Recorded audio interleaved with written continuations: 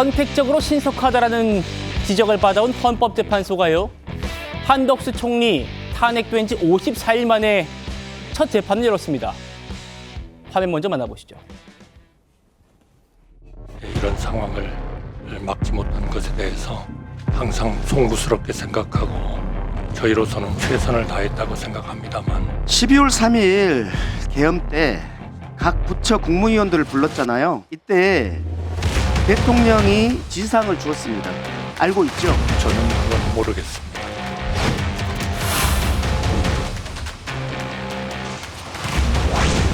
저는 직무가 정지되지만 대한민국 정부는 굳건하게 작동할 것으로 믿습니다.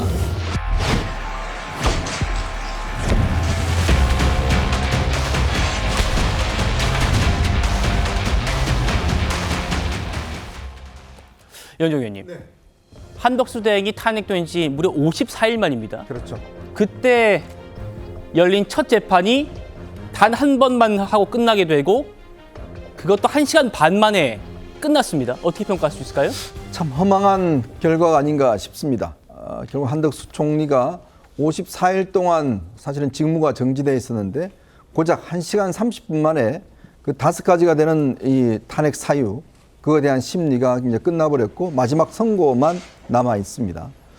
사실 이걸 통해서 볼 수 있는 것은요, 국회 특히 민주당이 얼마나 황당한 이유로 결국은 한덕수 총리를 탄핵했던가라는 것을 오늘의 어떤 심리를 통해서 보여준다는 생각인데요.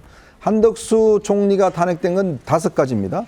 근데 결정적으로 총리 시절에 있었던 그 비상계엄과 관련된 이야기, 이거는 또 민주당 측에서 아예 그냥 제외해달라고 그랬어요. 나머지 4가지는 전부 다 대행 시절에 있었던 이야기입니다. 예. 즉, 이 대통령의 권한을 가진 대행 차원에서 한 결정 자체를 이걸 헌법 위반했다고 지금 탄핵 소추한 거 아니겠습니까? 얼마나 쟁점이 없었으면 이렇게 1시간 반 만에 끝날 수 있었던가. 그 자체는 결국 이 탄핵 자체, 이 요건 자체가 말이 안 된다는 거겠죠. 정말 이 54일 동안 많은 일이 벌어졌습니다. 정말 우리 국가 신인도는 떨어지고요. 그리고 트럼프 대통령 취임 이후에 우리가 대응해야 될 시간 자체를 다 놓쳐버렸습니다. 자, 그런 국정의 혼란상들이 이제 빚어졌는데 결국 이 혼란상들이 민주당의 어떤 졸속적인 탄핵 소추로 인해서 벌어졌다는 거. 그런데 문제는 만약에 이제 탄핵이 기각될 경우에 그 누구도 책임지지 않는다는 거. 이것 자체가 저는 큰 문제인 것 같습니다. 예. 자, 김영주 의원님. 네. 한덕수 대행의 탄핵, 그중에 가장 중요한 부분이었던 내란죄, 이 부분까지 지금 빼지 않았습니까? 그럼에도 불구하고 54일 만에 열렸고 90분 만에 끝났어요. 이거는 국민들이 어떻게 받아들여야 됩니까?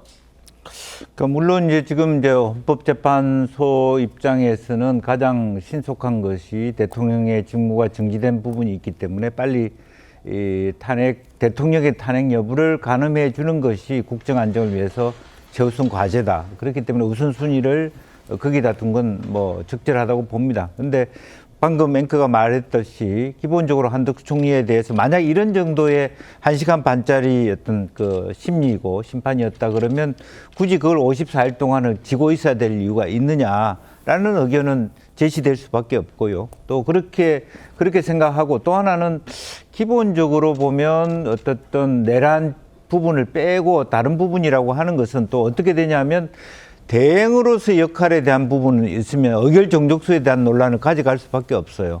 그러니까 결과적으로 우원식 의장이 얘기했던 과반수의 부분에 대해서 핵심적인 것은 빼버리고 나머지 대응으로서 했다 그러면 실제로 대통령이 준하는 의결 정족수가 필요하다는 논란에 다시 빠지는 부분이 생기기 때문에 사실은 이 부분조차도 석연찮은 결론을 내렸다. 저는 그렇게 보고요. 예. 그렇다면 사실은 탄핵이 실질적으로는 한덕수 총리의 경우에는 기각될 가능성이 매우 높아졌다. 저는 그렇게 봅니다.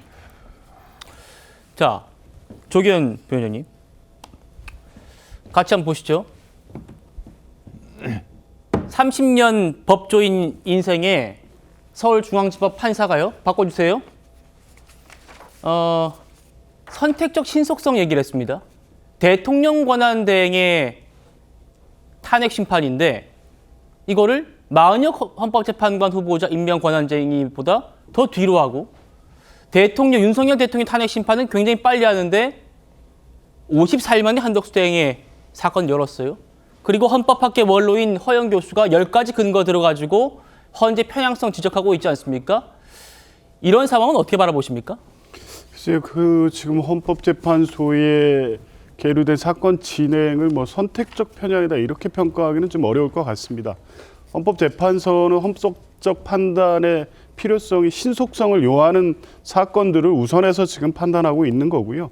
당연히 1순위는 대통령에 대한 탄핵 심판 사건이고 대통령에 대한 탄핵 심판 사건의 완결성과 정당성을 추가적으로 확보하기 위해서는 8인 체제보다는 9인 체제로 판단하는 것이 국민적 어떤 평가에 있어서 더 정확하고 헌법적 정당성을 부여할 수 있다고 봤기 때문에 그 사건을 우선적으로 진행한 거죠. 이제 그나마 그 사건에 대한 아직 선고일도 잡지 못하고 있는 상황 아닙니까? 한덕수 총리 같은 경우에는 탄핵 사유 자체가 상당수, 그러니까 첫 번째 사유인 비상계엄 또 내란 행위의 방조 가담 부분에 대한 책임은 대통령의 탄핵 사유와 상당 부분 또 겹치고요.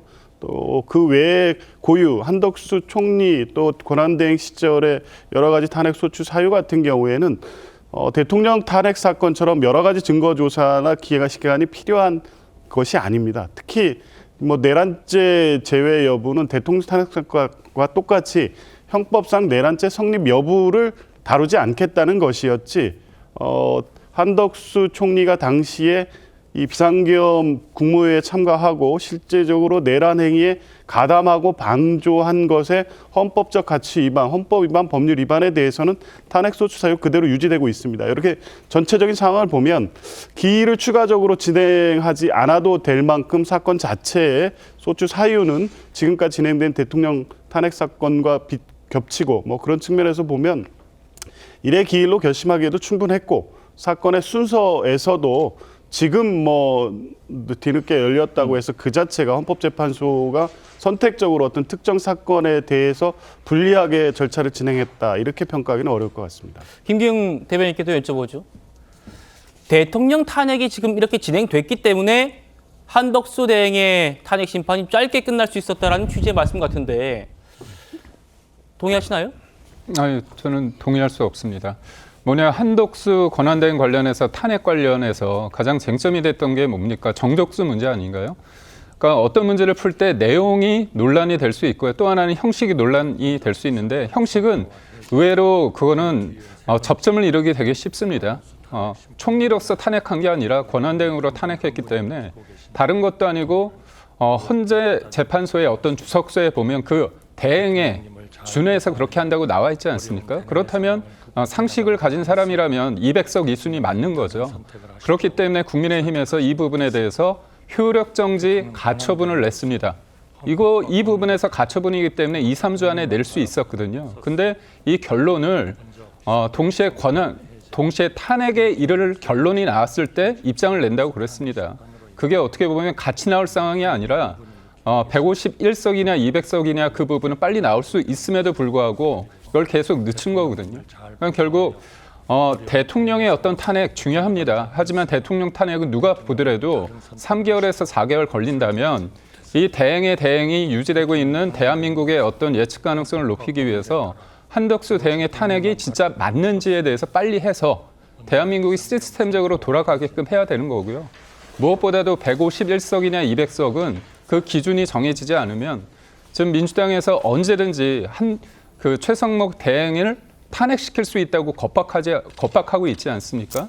만약에 200석 이상이라고 한다면 그런 겁박이 통하지 않습니다. 그런 측면에서 이 끊임없는 민주당의 버릇없는 탄핵을 막을 수 있으려면 한덕수 권한대행의 이 정적수 의결 문제가 굉장히 중요한 포인트였다. 저는 이런 말씀을 드리고 싶습니다. 알겠습니다.